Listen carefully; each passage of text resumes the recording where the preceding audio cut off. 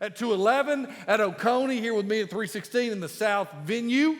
I don't know, I mean, you're pretty full in here. Don't tell anybody, okay? And so it's good to see y'all. Look around and go, well, all right, man, everybody come out to church. All right, so it's great to see you. I've been out here for like 6 months. I'm like, whoa, what just happened? That's neither here nor there. So here's what I want to talk about this morning. I want to come back to 2 weeks ago.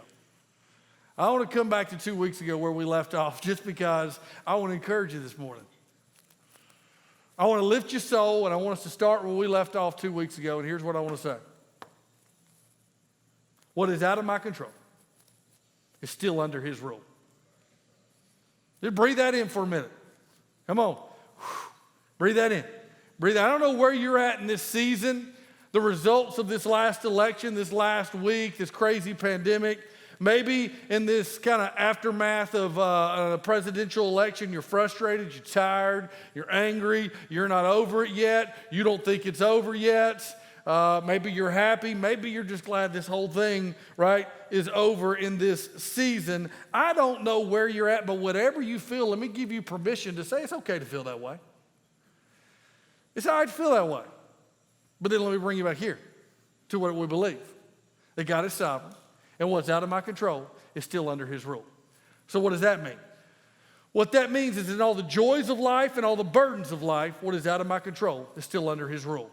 When wars have been fought and battles have been won by the good guys, what is out of my control is under his rule. When wars have been fought and battles have been won by the bad guys, what is out of my control is still under his rule. When people have been healed of disease and when people have died of the same disease, what is out of my control is still under his rule. Empires rise, empires fall, presidents come, presidents go, and as the hymn sang, which we did it on purpose, kings and kingdoms will all pass away. But there's something about, I'm going to sing it for y'all, y'all going to blow your mind about that name. Oh, so here's what Jesus said in Matthew 16. If you got your Bibles, go John 18. But Matthew 16, here's what Jesus says. On this rock, speaking to Peter, I will build my church and the gates of hell will not prevail against it. Peter had just said, you're Christ, you're Son of the living God. Jesus looks back at him and says, declaration of men and women like you, saying, I'm Christ, Son of the living God. I'm going to build my church on that. And the gates of hell will not stand against it. Those were Jesus' words thousands of years ago before there was an America, before there was an idea of America. Those were Jesus' words before there was a Bethlehem Church. Those were Jesus' words before there were you and me. Do you realize this? For 2,000 years, Christianity has prevailed and advanced in the face of some of the craziest atrocities, way crazier than a global pandemic and the surreal election cycle. That the church of Jesus has prevailed against all of it. Like, do you realize the freedoms, the comforts, and the safety we enjoy are like, for most of our brothers and sisters in the world and what they live in, because of the freedom and the safeties and the comforts we enjoy, we're like the mythical creature unicorns. It's like, man, what?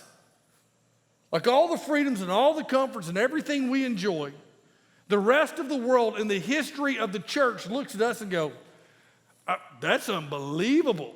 Think about it.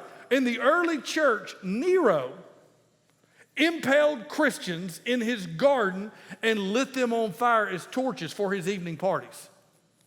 That was the early church. Romans gathered bets together when they would throw the Christians in to be eaten by the lions at who would make it the longest. That was the early church. Adolf Hitler sent Christians like Dietrich Bonhoeffer and Corrie ten Boom to concentration camps with Jewish people in the Holocaust because they were Christians. Joseph Stalin sent Christians to freeze in Siberian gulags, which is a famous word or a fancy way of saying labor camps, to freeze to death. The Emperor Mao in the 50s had Christians shot in China in the fields for what they believed. Now, our brothers and sisters around the world, as we speak, are opposed, they're risen up against, right? They're persecuted, and many of them's life is in danger. And here's what I want you to remember. Yet, Christ and his people continue to prevail. Why? Because Jesus said, What Jesus said, I will build my church and the gates of hell won't stand against it. What is out of our control is still under his rule. So I want to lift you up and encourage you, because just like a relay race, this is a baton. Anybody run high school track? Anybody run high school track in here? Anybody go to high school in here? Anybody go to high school? Make sure. You run track? Anybody remember field day back in elementary school? Field day? Remember the sack race you used to have to do, man? Those are good days there. I mean, you probably can't do it now. There's something wrong with it. It's not politically correct. But back in the day, you could jump in a sack and jump around. It was really cool, man. The kids in here are like, what are y'all talking about? It was cool. We didn't have phones then, okay? And so we jumped in a sack around on things. It was great, man. But here's the deal. Let me remind you, the Christian journey is a race. Paul called it a race, but it's a relay race. A relay race is when somebody hands you the baton and you're going to hand the baton to somebody. The relay race, you're not responsible for the whole race, just the part of the race that you're running. Somebody hands you the baton and you will hand the baton to somebody else. Church, let me say this to you. We are the church. What we are doing is nothing new. It's just our turn. The baton is in, that's all that, this season in life, the baton is in our hand. We're not running a race, a marathon race. It's not all on us. We've got brothers and sisters who've gone before, and we have our kids that will come after. Here's the question: will we hold the baton while it's in our hand? Will we hold the baton while it's in our hands? So let me encourage you. Wherever you're at, because the truth of the matter is a lot of us have got a lot more issues and messy things than a pandemic and a presidential election actually going on in your life. And so let me take you and kind of do part B of our message 2 weeks ago on politics as we kind of bring this part of the journey of 2020 to an end. And let me remind you this: what is out of my control? What is that? If you're taking notes, you know what's out of your control? The current state of our world, our country, and our community. World events you don't have control over. None of them in this room. Right now, you got no say in that. Let me tell you what's under your control.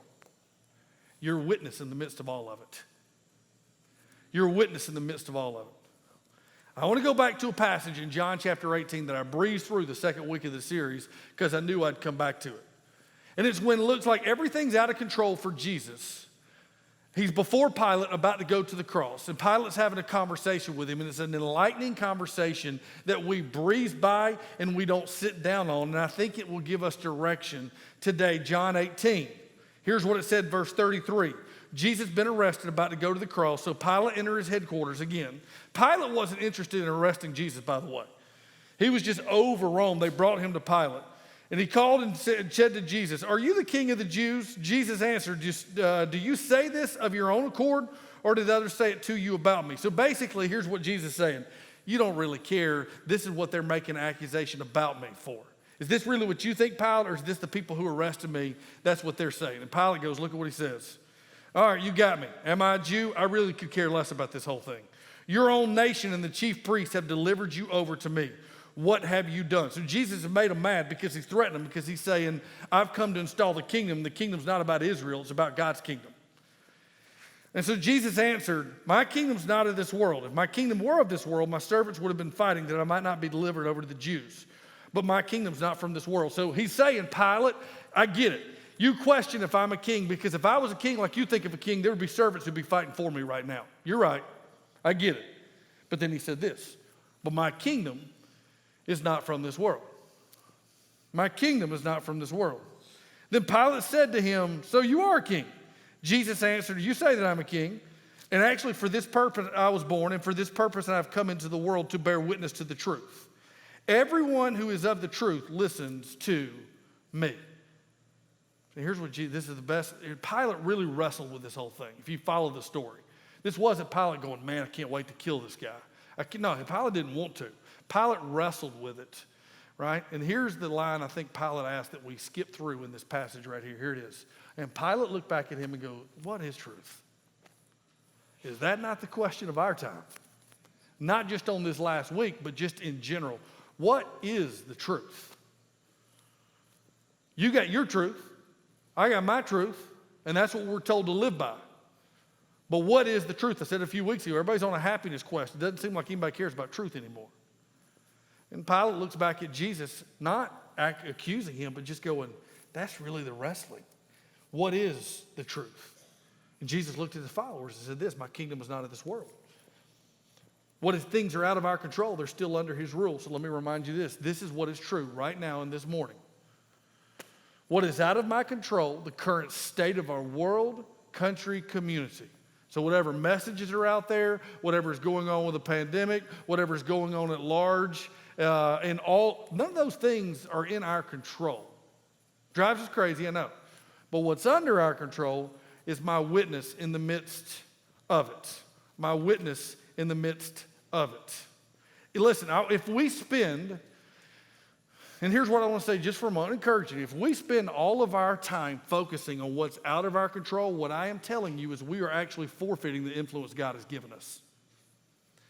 The problem in the church right now, and the problem for many of us right now, is we are so focused emotionally with our attitudes, with our perspectives, on what's out of our control. We don't even realize it. We're conditioning ourselves to be so perplexed by these phones that we have in our hand, by the media, by the way we think.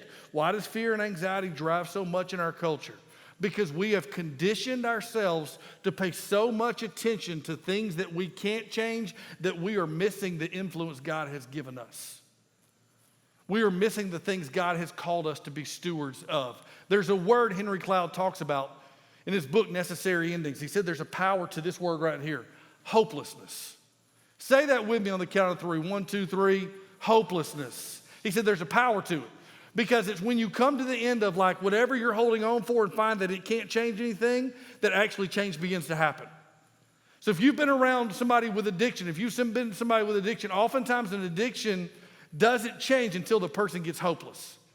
Can I say this to you? In some of your marriages, the problem right now in some of your marriages is you're holding out hope or you're waiting for things to change or seasons to change. And because you're waiting, you're not at the point of hopeless desperation. And oftentimes I found when people get hopeless, that it's actually when they're willing to make changes. And there's a hopelessness he talks about. So Cloud talks about in the middle of 2007, 2008. And this is in Necessary Endings, when the financial crisis happened. The construction industry went upside down. Many of you lived through that time. You can remember that, where everybody was in chaos. He was working with a lot of CEOs of large companies. And he goes, many of them got freaked out because there were so many things that were out of their control. There were so many things that the financial state of our country in that moment, these guys who led billion-dollar corporations, they could not get their head around it because there were so many things that financially were out of their control. He said, but then there was another group of people in the CEO group that he was working with. And here's what he said. This is from his book, Necessary Endings. Here's what he said. Their focus, they all felt hopeless because of the financial conditions back in 2007, 2008, especially in certain industries. He goes, there was a group, though, their focus was different. They did not spend their time and energy focused on all the things that were falling apart because they couldn't do anything about it. Instead, they thought hard and fast about what they could do. I'm going to let that up for a second. Everybody experienced a sense of hopelessness, but not everybody responded the same way.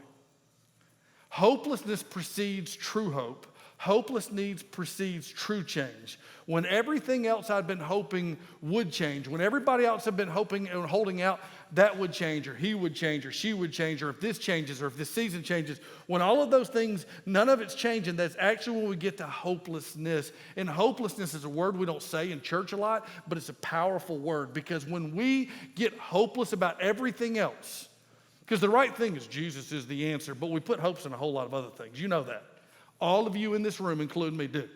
Jesus is the hope of the world, but we got hopes in a whole lot of other things too. And when all of those other things begin to fade away, here's what the power of hopelessness does. Let me remind you this. Let the hopelessness of the world apart from Christ motivate you to trust in Christ alone. There's a power to it. It becomes a gift when we properly use it to define reality and to step towards something better. When Jesus said to Pilate, "My kingdom is not of this world." When Jesus said, he was not only defining reality for Pilate, but he was saying that to us. My kingdom is not of this world. So for the next 2 weeks in the middle of this Only Jesus series, I'm just going to camp out and remind every person in this room what you can control. What is under your influence, because God has put it under your influence. God has made you a steward. The Bible says God is omnipotent, or teaches that. It's the big 50-cent theological word. Omnipotent means omni, all, potent, powerful. You and I are created in the image of God. We're not omnipotent, but we are potent. We're not all powerful, but we do have some power. And my fear is the church of Jesus Christ is dropping the baton because we're so focused on all the things that are out of our control that we're missing what God's put under our control. That we're missing the influence God has given us over and over. In your family, in your job, with your money, with your choices, with your kids. God has given you influence, has made you a steward. And I think we are at a time in our country with the church that we're so focused on things out of our control that we've missed what the Spirit of God's empowered to give us that's under our control. Here's what I would call it. Because I think there's actually a psychological term for this idea of being, and I think we don't even realize it. We're becoming so conditioned. And by conditioned, I mean just our minds are being retrained to only focus on things that are out of our control that drives us crazy. And it's the psychology term that I think is setting in and it's affecting the church is we have this, when we're so focused on what's out of our control. I like this. When we're so focused on what's out of our control, it leads to learned helplessness. It's a psychology term that means being stuck and focused on what you can't control to the point that you begin to interpret everything in a negative way. Oh, listen to me.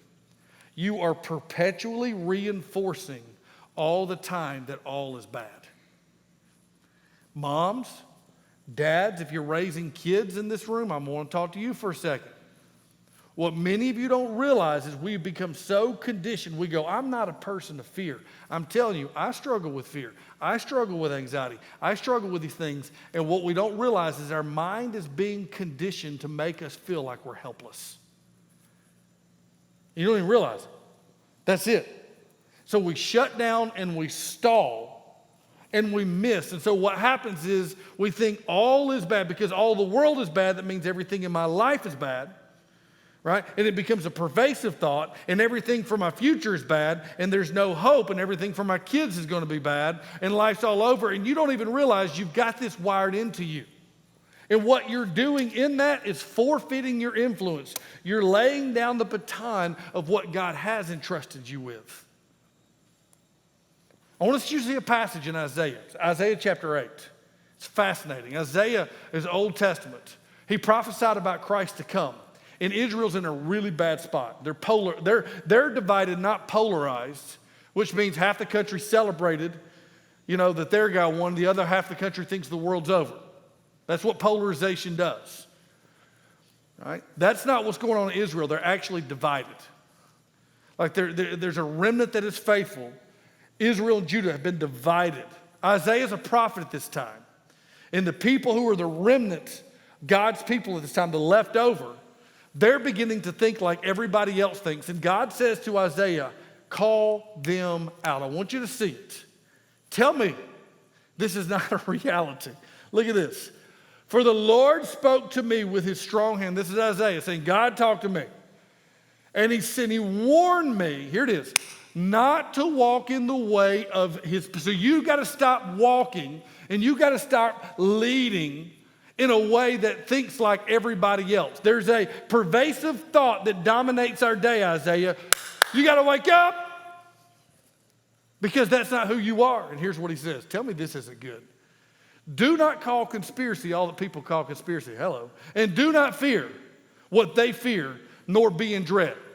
So all of the things going on outside, whether it be politics, whether it be pandemic, whether it be economic, things that are out of your control, don't think of it like the world thinks of it because why?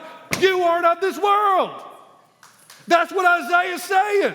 He's God saying, you got to wake up. You've got to see it. So hold on. Don't fear what they fear. Don't be in dread. Here it is. But the Lord of hosts, you know what that means? The God of angel armies.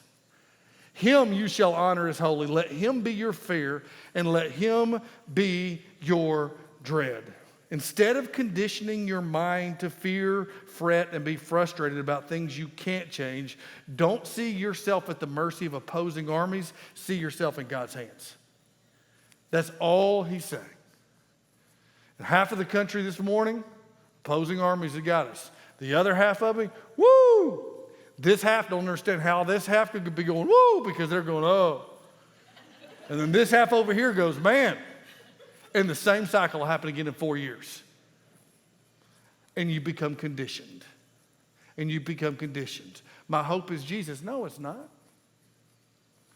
Because you believe the kingdom of this time is the kingdom of the world. We make up 4% of the world's population. Take a deep breath. 4%. Did you say 40? Nope. 4.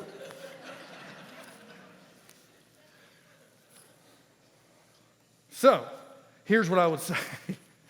God never calls us to be ignorant of our surroundings. There's never a time where God says, just don't even worry about the world. Are there massive forces beyond our control? Absolutely. But that's always been part of living in a broken world. But church, our God is the most powerful force in the universe. And this is what I believe and what I know. The end for us is not in doubt, and it's going to be all good. Because we're the church. Because it all ultimately leads to his return. And as God's people, we can walk on this earth knowing that he is a God who brings good from evil and brings life from death. He's filled us with his very spirit, and we have that spirit within us now. Don't be ignorant of our surroundings. We're not called to live with our head in the sand. That's called being clueless.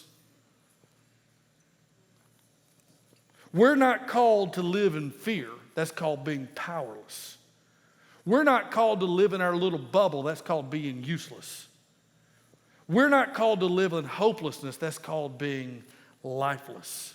When Jesus looked at Pilate and said, my kingdom is not of this world, here's what Jesus knew. The next step for him was the cross. And here's what Jesus also knew. They think the cross is the end of me, but it's actually the end of them. When Jesus said, my kingdom's not of this world, he knew the next step for him was the cross. And he knew everybody would see the cross and think this whole thing's over. But he knew what they think meant he was over meant they were actually over. Church, God does not call us to live with our head in the sand. That's called being clueless. God doesn't call us to live in fear. That's called being powerless. God doesn't call us to live in a bubble. That's called being useless. And God doesn't call us to live hopeless. That's called being lifeless. Jason, I'm with you, man. I really am. I get it, dude. I hear you. But I'm down with that, and it makes sense on a Sunday, and there's times. But can I be honest? It's just difficult to not. Like, I know God's sovereign. What's out of my power is under his control. What's out of my control is under his, all that. I got it. But I'm just telling you, like, practically it's really hard. It's difficult. You're talking to a guy who's walked down the shadow of the valley of anxiety. I get it. I've walked through it. You're talking to a guy who yesterday was worked up, not about anything to do with the stuff going on in the world, but something in his life. And I had my mind going 100 miles per hour, and I just had to go to my wife and go and just confess it. Why? Because it was driving me crazy. I'm just letting you know. I mean, she was in here the first service. She can tell you. So I'm telling you, this is very practical for me. And so it sounds theoretical, that's right, but I want to make this as practical and real for you as I can. How do we fight through this season? How do we fight in life when so much of our focus and so much of our world seems out of our control? We can't control it, yet there's stuff under it, but I get so focused on what I can't. So two things. Let me give you the most practical thing I've given you in a couple of weeks. I think, first of all, you got to be honest about what you can't control. And by being honest, you need to speak it out loud. One of the powers for me is I say things out loud, because if I don't say them out loud, they get in my head and they get crazy and they take me to crazy places. So when I speak it out loud, somebody goes, that's crazy. I'm like, that's right. So I want to say this to you. There's a lot of you who are conditioning yourself to perpetually think about things, and you just need to be honest. So speak it out loud. Instead of dwelling on what you can't control, be honest about it. And then I would say this, and I'm going to show you how we do it in a second. Be committed to what God's given me control of. You've got to be honest about what you don't have control of, and you've got to be committed, which means give yourself to the influence God has given you, because God's given you influence. I've got to say no to the desire to control what only God can rule. That'll preach. I've got to learn to say no to my desire to control what is only God can rule. I've got a desire, I've got to make the choice, I've got to fight the desire to control only what God can rule. Only what God can rule. So how do you do that? So here's my suggestion. Do you guys remember this thing called paper? And by paper, I mean like a piece of paper. Like we don't do everything on screens now. When you get home today, don't do this on your screen. I want you to do this piece of paper, something like a paper. You take a pen, it's all crazy, okay? But this has been the most helpful thing in my life, in my parenting, in my leadership here at Bethlehem Church, when I walked through my own battle with anxiety years ago, when I first started pastoring here, never been a senior pastor, walked through it. This was one of the most practical things that helped me. Sounds dumb. I mean, you don't even have to go to a counselor for this. I'm giving it to you for free right here, okay? It's all for free. This is it. Here's how I had to do this. I'd put a list down here, and I would write down all the things that I can't control, just to be honest about it. Just wrote it down. Give yourself permission and give yourself time. Some of you moms right now. Some of you dads in this room, because dads have a way of hiding it all in. Moms had a way of kind of dwelling on it as well. Some of you teenagers, some of you college students, right? There's a ton that you can't control. You just need to write it down. Be honest with you. I'm going to give you some examples in a second. And then you need to come back over here and go, but wait a second. Look at all the things God has given me influence over. Look at all the things God has given me control over. What do you mean? I cannot control. You don't have control of the economy, of the U.S. stock market, of your 401k. You don't have control over that. You can choose what to buy into, and you can choose, there's things, but you don't have control over that. But you know what you do have control over? You have control over the money God's entrusted you with. You have choices of wisdom and trust with what God has entrusted you with. You can't control the economics of our world, even though we think we can, but you can control what you do with what God has entrusted with you. You know what I can't control as a parent? I cannot control everything our culture right now is celebrating and championing as good that God calls evil. I can't control that. I can't control what Hollywood's selling. Can't do it. I can't control all the stuff out there in the media and on social media and all the different images and all the different thoughts and all the different messages. I can't control that. But you know what I can control? I can control the culture of my home. I do have influence over the culture of my children and the family and the culture of our church. I do have control. I do have influence over that. I can't control the culture of our country, but I can control the culture of our home. You don't have any control over the culture of our society, but you do have control over the culture of your home and the culture of your life and the choices that you make. See, I can't control, and we're going to talk about this next week a lot in marriage and family. I can't control what my kids are being taught outside of my home. I can't always control that. We want to. We think that, especially Christians, but we can't. In fact, I can't control the world my kids will inherit. But you better believe I can control what I teach them in my home. And I can control, I can influence, right, what I model for them in my life. God has given you stewardship. God has given you influence. I can't control the integrity and character of other people. I can't control if other people are phonies, if other people are fakes, if other people are bad. I can't control the integrity and character of other people, but you know what I can control? My integrity and my character. I can't control what other people say, but I can control what I say. I can't control how other people think. I know that's crazy. We need to be reminded of this at the end of a bitter election cycle. You have no control, and you can't reason with how other people think. And they think the same thing about you.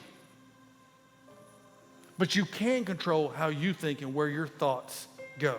I can't control what other people do. I can't control the future. You don't have any control over the future. But you know what you can do? You can control your faithfulness today. Church, I wonder if we don't need to just be reminded the baton is in our hand, and if we're so focused on things we can't control, we are laying down the influence God has given us. We are laying down the influence God has given us. And there's that word dissonance I talked about a few weeks ago, where there's distance between what we say we believe and what we actually believe. Church of Jesus Christ marches on. Kings and kingdoms will all pass away. But the blood-bought church that Christ has given us, that's what we're called to. In eternity, do we get this? Like in eternity, there's not like, this is where the Americans worship. And this is where the Australians worship. And this is where those from Georgia worship. And now in Georgia, there's the Walton County right here, and then there's Barrow County right here, and there's Oconee. Y'all, no! In heaven, there's one name, Jesus. America's not mentioned in heaven. Take a deep breath. It's not there. And we've got to remember our kingdom's not of this world, and while we're in this world, God has given us influence over some things, but not all things. And so we are entrusted with what God's given us influence over, and we trust Him with what He rules over. I've got to learn to fight, because I'm telling you, we have a time in our place in our history where we have a learned helplessness. Not bigger than an election cycle, bigger than a pandemic. We are being told everything's bad, everything's evil, everything's wrong, we are being told that over and over again. Why? It's conditioning us to lose our influence. It's conditioning us to stay home and sit on our hands. It's conditioning us, and we don't even realize it. And Jesus says to Pilate, everything looks like it's out of my control, but I'm telling you right now, it's under His rule, because my kingdom is not of this world. Why do you say all that, Jason? Can I remind you of this? Wherever you voted, wherever you land, wherever you're at in this season, on top of the world, on the bottom, right? And this crazy pandemic, and here's what, and all the polarizations and all the differences and all the anger and all the that's been 2020, I think this matters more than ever. A fractured nation needs a united church. A broken country needs a united church. And we are the people of Christ, and the baton is in our hands. Will we be faithful with what God's put under our influences in our home, in our marriage, in our church, in this season? Or will we drop it on the ground and stare off into space at things we have no control over? Will you pray with me? And as you pray, will you stand across the room? Here in the South Venue, campus pastors, you can take it.